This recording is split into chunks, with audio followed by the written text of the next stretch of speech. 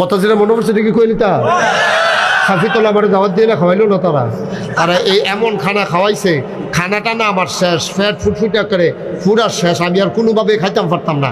এর ভিতরে দিয়ে সব খাওয়াইটা ওই সাইডা হ্যাঁ কয়।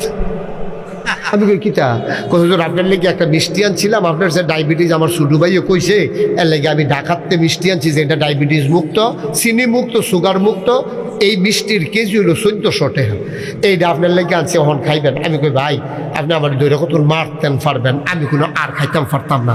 আমার মোটামুটি যে দূর পর্যন্ত খানা এর বেশি আপনি খাওয়াই লাইছেন আদর করিয়া, আমার ওখান খাওয়ান যে কানতাম ফারাম, খাইতাম পারতাম না। পরে হেবারা কতজন তো দামি মিষ্টি দিয়ে আনলাম, আপনি খাইতেন না।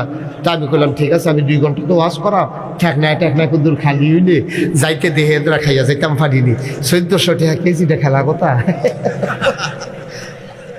এরপরে আওয়ানোর সময় তোর একটা মিষ্টি খাইয়া পরে বাহিরি দেখলাম মজায়, তো কইলাম প্যাকেট করে দিয়া দাও, রেখা রেখা খাই। আমি কি হতাম বহন খাইতাম পারছি না যখন।